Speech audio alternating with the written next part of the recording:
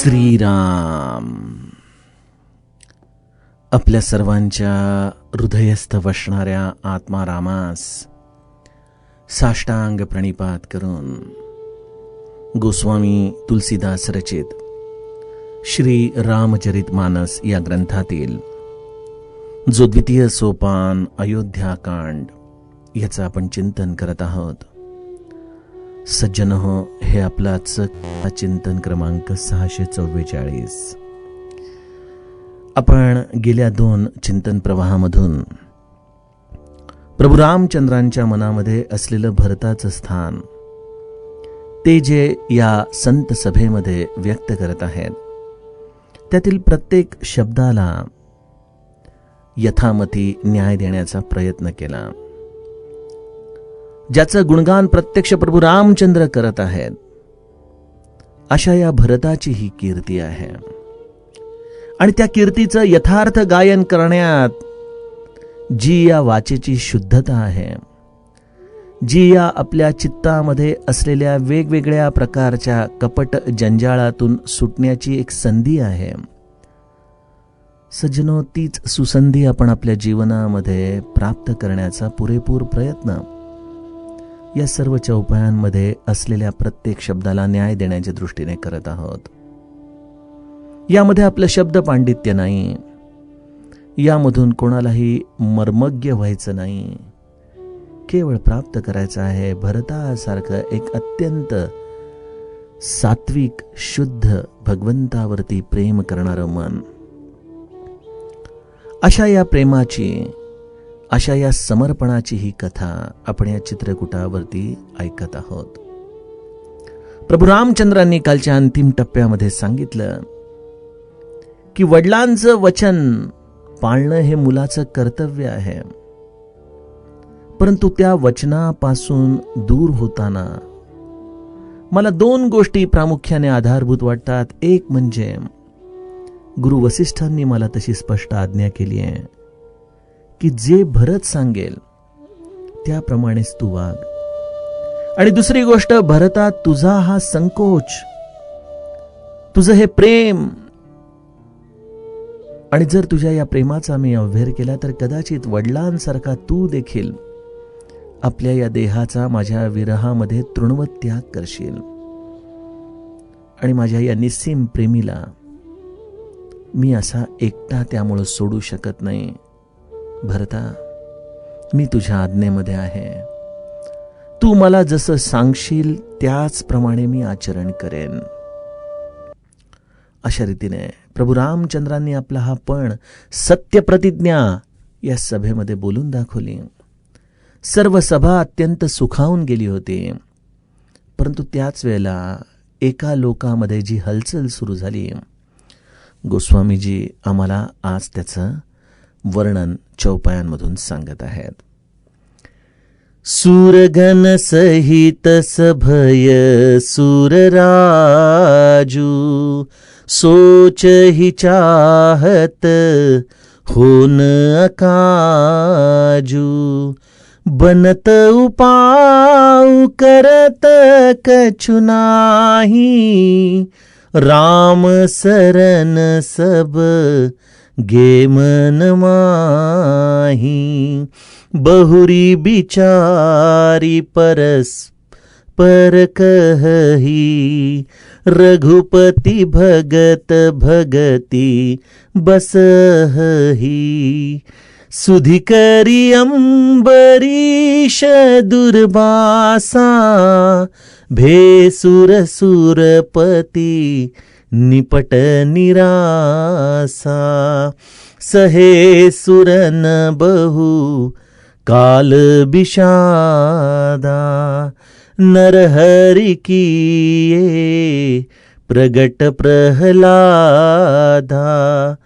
लगी लगी कान कहीं धुनि माथा, अब सूर काज भरत के हाता, आन उपाउन देखिय देवा, मानत राम सुसेवक सेवा।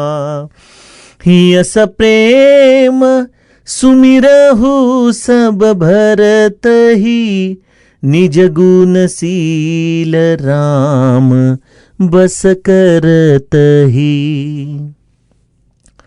सुनि सुर मत सुर गुरु कहेहु, भल तुम्हार बड़ भागु।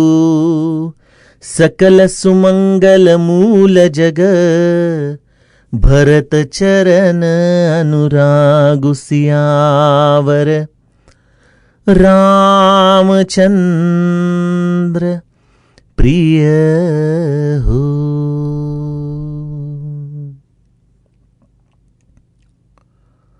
प्रभू रामचंद्रांनी सर्व सभेमध्ये सत्य प्रतिज्ञा करून सांगितले, मनु प्रसन्न करी सकुच तजी, कहूं करो सोई आजो। भरता, प्रसन्न होऊन मला आज्ञा कर, मी सत्य प्रतिज्ञा करतो, तो राम त्याचप्रमाणे आचरण करेल। हे सांगता क्षणी त्या सभेमध्ये एक विलक्षण आनंदाची लहर आली। अहो, आम्ही तर इथं त्रयस्थ व्यक्तित्व या कलियुगामध्ये ही कथा श्रवण करतोय, परंतु जेव्हा जेव्हा प्रभू रामचंद्र वसिष्ठ भरताच्या विषयी असं वचन उच्चारतात की भरता, तू म्हणशील त्याप्रमाणे राम आचरण करेल, असं म्हणताच आमच्या मनाला देखील केवढा आनंद होतो। कारण आम्ही या भरताच्या या अयोध्येपासून चाललेल्या प्रवासामधला प्रत्येक क्षण अनुभवलेला आहे। भरताची उत्कटता किती होती, त्याच्या मनामध्ये घालमेल किती होती, हे आपण सर्वजण जाणतो। आणि त्यामुळे जेव्हा प्रभू रामचंद्र भरताला असा अधिकार देतात, तेव्हा आम्हाला देखील स्वाभाविक आनंद होतो। विचार करा, त्यावरून अयोध्यावासियांना किती आनंद झाला असेल। अशी समस्त सृष्टी प्रभू रामचंद्रांच्या या वचनाने आनंदून गेली। परंतु त्याच वेळेला स्वर्ग लोकामध्ये मात्र खळबळ माजलेली आहे। इकडे भरतजी मौन धारण करून प्रभू रामचंद्रांच्या या प्रेमाच्या अभिषेकामध्ये जणू काही विदेही अवस्था अनुभवतायत। आणि त्याच वेळेला स्वर्ग लोक मात्र प्रभू रामचंद्रांच्या वचनांची प्रतिक्रिया एका भीतीच्या आधाराने स्वर्गामध्ये एकमेकांशी आपली भावना व्यक्त करून आपल्या अंतरंगातला हा भाव सर्वांना सांगू लागलेले आहेत। गोस्वामीजी लिहितायत, सुरगण सहित सभय सुरराजू। इकडे सर्वजण अत्यानंदित आहेत भूलोकामध्ये, आणि स्वर्ग लोकामध्ये मात्र काय परिस्थिती आहे? सर्व देवगण देवराज इंद्राच्या समवेत अत्यंत भयभीत होऊन विचार करू लागलेले आहेत। या स्वर्गाची नेमकी ही काय अवस्था आहे ना, की जेव्हा जेव्हा भूलोकावरती आनंद साजरा होतोय, जेव्हा जेव्हा एक संत भगवंताच्या अत्यंत निकट जातोय, जेव्हा जेव्हा एक अत्यंत निस्वार्थ प्रेम या भूमंडळावरती या भरत आणि राम भेटीतून साकार होतंय, त्या वेळेला या स्वर्गातल्या मंडळींच्या पोटामध्ये काय दुखायला लागतं? नेमकं यांचं रसायन काय आहे? खरोखर परमार्थ प्रांतामध्ये असणाऱ्या प्रत्येक व्यक्तीला जो नामसाधक आहे, त्याची या स्वर्गाच्या बद्दल असलेली आसक्ती संपूर्णपणे निघून गेली पाहिजे, म्हणजे त्याला भगवंताच्या नामामध्ये प्रेम येईल। कारण आमच्या जीवनामधल्या उपासनेतली सकामता हाच स्वर्गाकडे जाण्याचा मार्ग आहे बरं का। जे जे काही म्हणून आमचं सकाम साधन आहे, जी जी काही म्हणून भगवंताची सद्गुरूची कृपा आम्ही या लौकिक दृश्य जगातल्या फुटपट्टीने मोजत आहोत, त्या सर्व गोष्टी केवळ आम्हाला या स्वर्गाच्या दिशेने घेऊन जातात। आम्हाला असं वाटतं की आपण पारमार्थिक आहोत, आपण साधना करत आहोत, आणि त्यामुळे आपल्याला या स्वर्ग सुखांची प्राप्ती होत आहे। माऊली अशा लोकांवरती जणू काही अत्यंत परखड शब्दांचे आसूड करते। काल मी आपल्याला अंतिम टप्प्यामध्ये म्हटलं की भगवद्गीतेच्या आधाराने आपण या स्वर्ग सुखाची अवस्था जरा थोडीशी समजून घेऊयात. 9वा अध्याय जो आपल्या श्री महाराजांना अत्यंत आवडायचा, त्यामध्ये माऊलीने जो एक अत्यंत महत्वाचा श्लोक आहे 9व्या अध्यायातला, ज्याचं मी वर्णन काही कथांपूर्वी केलं होतं. त्रैविद्यामां सोमपहाः पूतपापा यज्ञैरिष्ट्वा स्वर्गतिं प्रार्थयन्ते ते पुण्यमासाद्य सुरेन्द्रलोकं मश्नन्ति दिव्यान् दिवि देव भोगान्. हे 2 श्लोक 20वा आणि 21वा एकत्रित म्हटले जातात. 21व्या श्लोकात माऊली म्हणते, ते तं भुक्त्वा स्वर्गलोकं विशालम क्षिणे पुण्ये मर्त्यलोकं विशन्ति एवं त्रयी धर्ममनुप्रपन्ना गतागतं कामकामा लभन्ते. मी या श्लोकाचा उहापोह आधी आपल्या समोर केलेलाच आहे, परंतु आज परमार्थाच्या दृष्टीने जेव्हा आम्ही साधन करत आहोत आणि जेव्हा आम्हाला या अशा लोकाच्या मधल्या या सर्व मंडळींची ही अवस्था बघितल्यानंतर जेव्हा लक्षात येते की हे स्वर्ग नावाची जी गोष्ट आहे, जी आहे की नाही याची आपल्याला कल्पना नाही, परंतु ज्यांनी ही कल्पना मांडलेली आहे त्यांना निश्चितपणे या गोष्टीचा आधार असणार. या स्वर्गाला जाण्याचं प्री क्वालिफिकेशन काय आहे? माऊलीने याचं फार सुंदर वर्णन या श्लोकाच्या टीकेमध्ये केलेलं आहे. माऊली म्हणते, मज येता पै सुभटा या द्विविधा गा अव्हांटा स्वर्गू नरकू या वाटा चोरांचिया स्वर्गा पुण्यात्मके पापे येईजे पापात्मके पापे नरका जाईजे मग माते जेणे पाविजे ते शुद्ध पुण्य. माऊलीने फार सुंदर वर्णन या 2 ओव्यांमधून आपल्याला या स्वर्ग आणि नरकाच्या बाबतीत सांगितलेलं आहे. माऊलीने इथं 2 संकल्पना आपल्या समोर ठेवल्या सज्जनो. एक संकल्पना आहे ती म्हणजे पुण्यात्मक पाप, आणि दुसरी संकल्पना आहे ती म्हणजे पापात्मक पाप. आणि माऊली म्हणते की या दोन्हीही वाटा या माझ्यापासून लांब नेणाऱ्या आहेत. त्यातील जी पुण्यात्मक पाप ही वाट आहे ती जीवाला स्वर्गाकडे घेऊन येते, तर पापात्मक पाप ही जी वाट आहे ती जीवाला नरकाकडे घेऊन येते.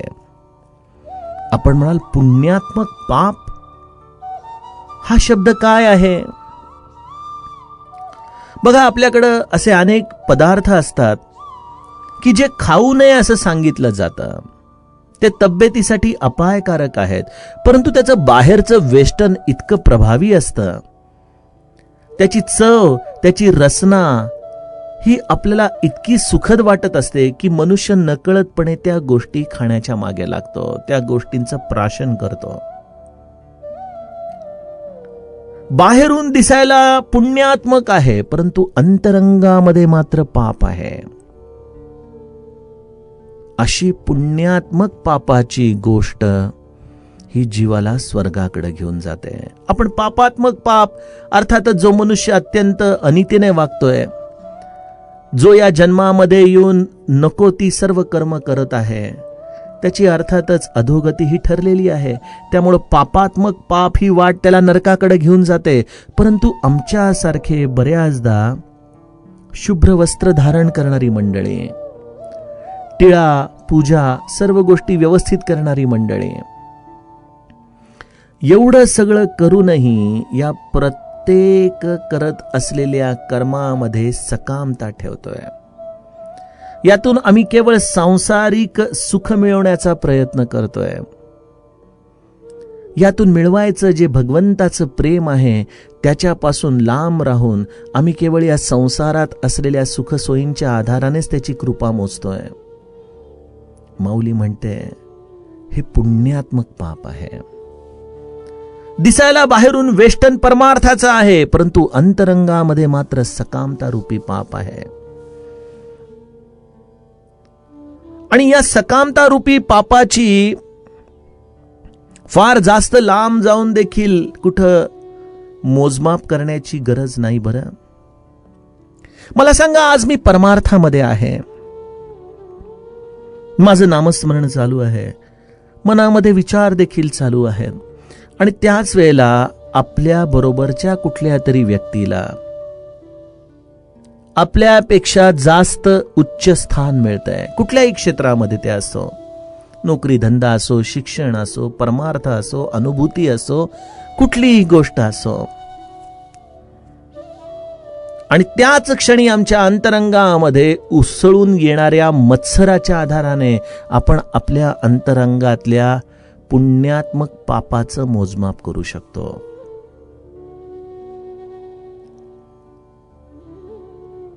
आमच्या प्रत्येक घटनेमध्ये या पुण्यात्मक पापाचा लवलेश आम्हाला सापडेल. कुठल्याही विषयाकडे पाहताना आमची दृष्टी कशी आहे, त्या दृष्टीमधून आम्ही एक प्रकारे दांभिकता शब्दांच्या आधाराने व्यक्त करतो, परंतु अंतरंगामध्ये मात्र आपल्या चाललेल्या भावभावनांचा जर आपण एकंदर अभ्यास केला तर लक्षात येतं की अजूनही आपला हा प्रवास पुण्यात्मक पापाच्या आधारानेच चाललेला आहे. जेव्हा जेव्हा एखादा स्वार्थ साधण्याची वेळ येते त्या वेळेला आम्ही आमच्या परमार्थाला सोयीस्कररित्या कशा पद्धतीने बाजूला ठेवतो, यावरूनच आपण आपल्या अंतरंगात असलेल्या पुण्यात्मक पापाची ओळख करावी.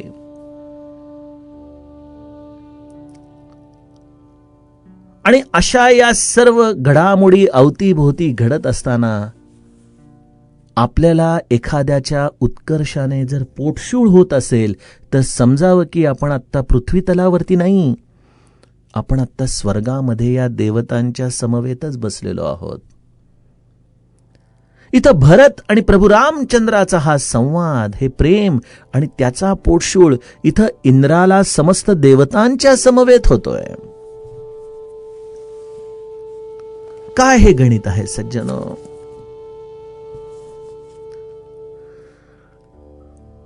जिथं सर्व सृष्टी ही अत्यंत प्रेममय होऊन गेलेली आहे, भरताच्या अस्तित्वाने, नवे नवे भरताच्या उच्छ्वासाने देखील जिथे या पंचमहाभूतांना विदेही पण येतंय, तिथं मात्र स्वर्गातली मंडळी आपल्या अंतरंगातला मत्सर, आपल्या मनात असलेलं भय हे काही केलं टाकू शकत नाहीयेत. मनामध्ये ते विचार करतायत की अरे सर्व काम तर जुळून आलं होतं. प्रभू रामचंद्र अगदी निश्चयात्मक रीतीमध्ये चित्रकूटावरती स्थानापन्न झाले होते आणि आम्ही दिवस मोजत होतो की आता प्रभू रामचंद्र इथून पुढे लंकेच्या दिशेने कधी जातील.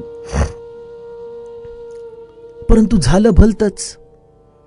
हे अचानक भरत रूपी हे सर्व अयोध्यावासियांचं येणं काय होतंय चित्रकूटावरती, आणि प्रभू रामचंद्र भरताला हा एवढा अधिकार देऊन टाकतायत की भरता तू सांग मी कसं वागावं, मी त्या पद्धतीने वागेन. अरे भरत तर इथं प्रभू रामचंद्रांना परत घेऊन जाण्यासाठी आलाय, याची काय आम्हाला कल्पना नाहीये का? आणि आता भरत क्षणामध्ये हेच मागणार आहे.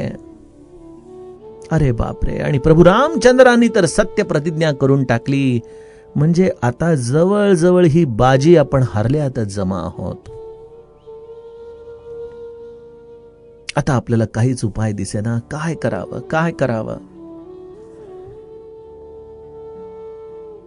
माऊली या पुण्यात्मक पाप आणि पापात्मक पाप ह्याच्यामध्ये एक शुद्ध भगवंताकडे जाणारं सत्वयुक्त पुण्य, निस्वार्थ पुण्य, याचा एक अत्यंत निसरडा राजमार्ग आपल्याला सांगते बघा.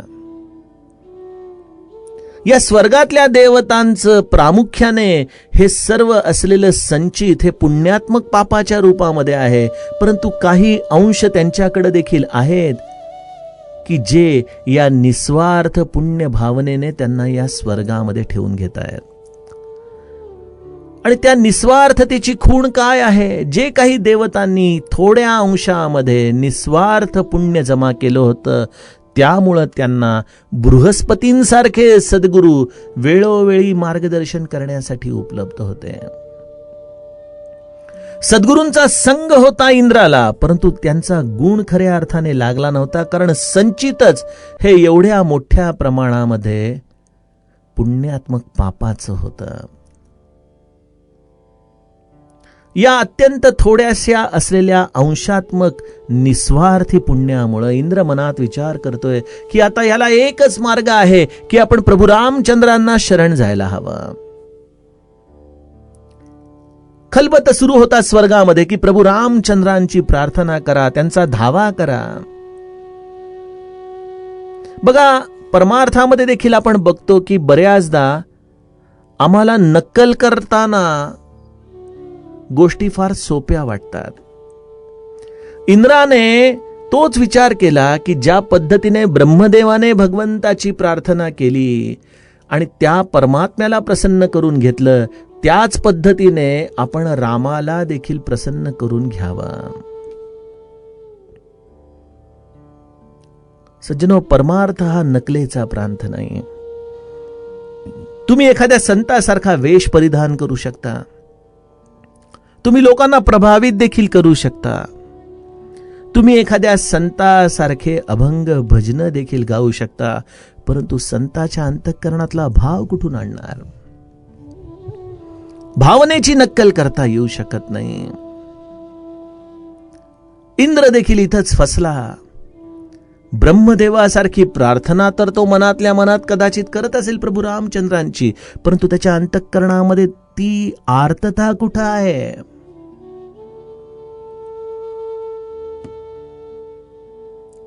आणि त्यामुळे थोडीशी प्रार्थना होत नाही तोपर्यंतच मनामध्ये दुसरा विचार कोणीतरी येऊन सांगू लागलं की रघुपती भगत भगती बस अहही.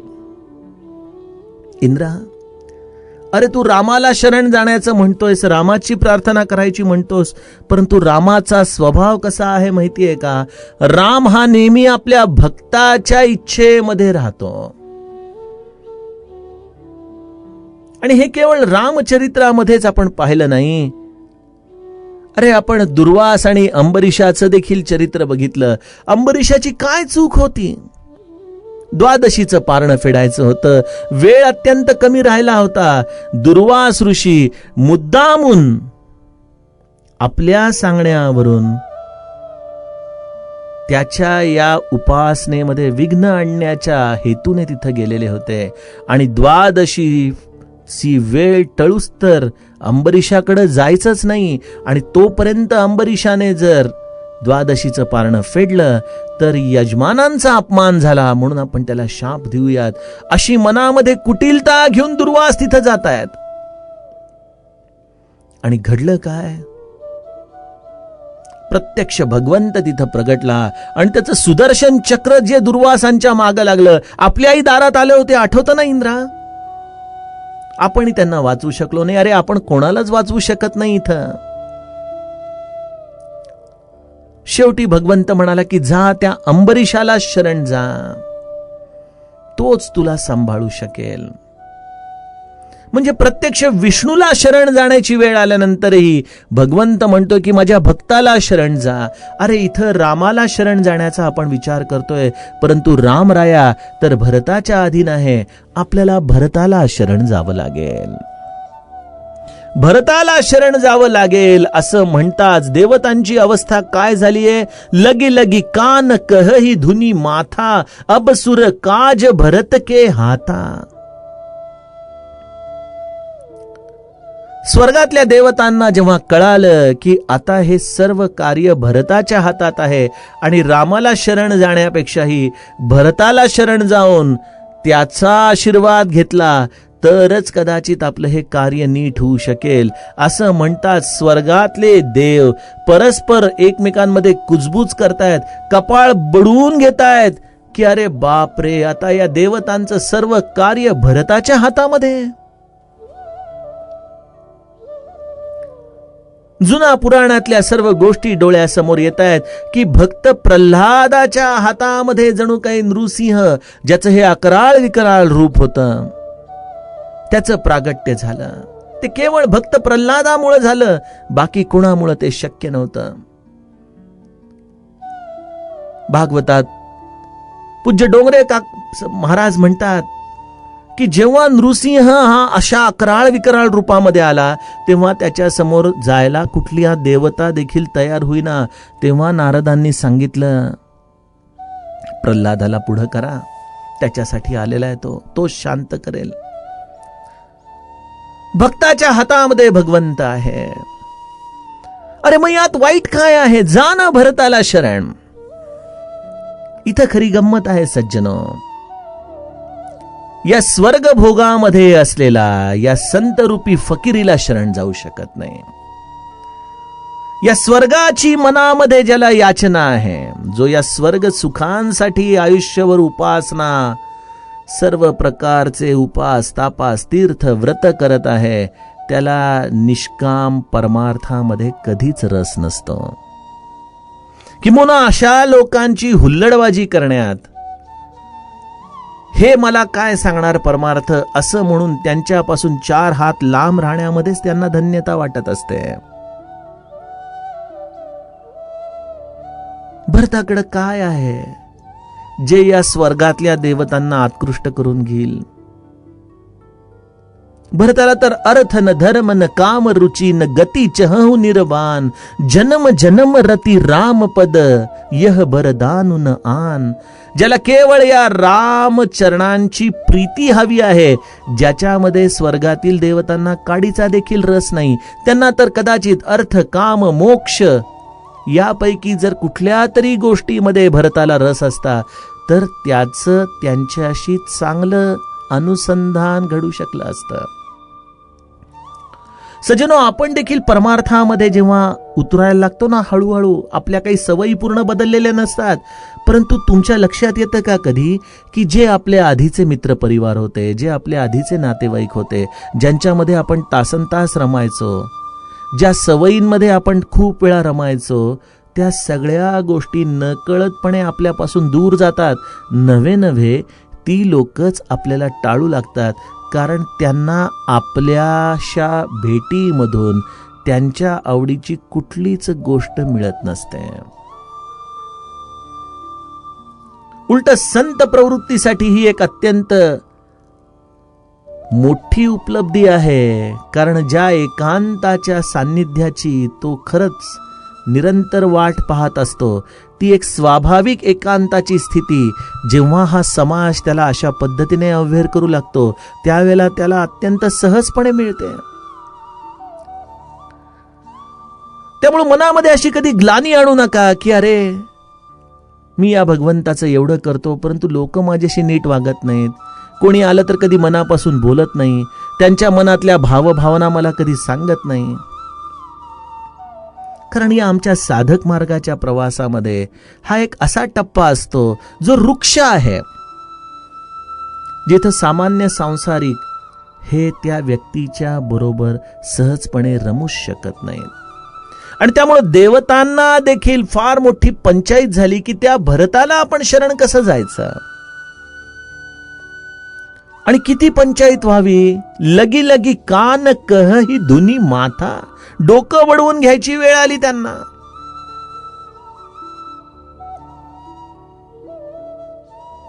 खरोखर हे सर्व शास्त्र अभ्यासताना या परमार्थाचे निष्कामतेचं वैभवच जणू काही आपल्याला हे स्वर्गातली मंडळी दाखवत आहे.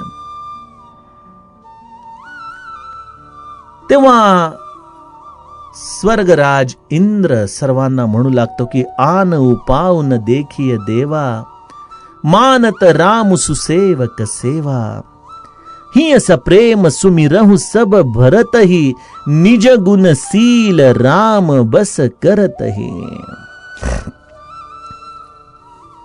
आत्ताच्या मिनिटाला तरी दुसरा काहीच उपाय नाही. भरताला शरण जाण्याच्या पलीकडे आपल्याकडे पर्याय नाहीये.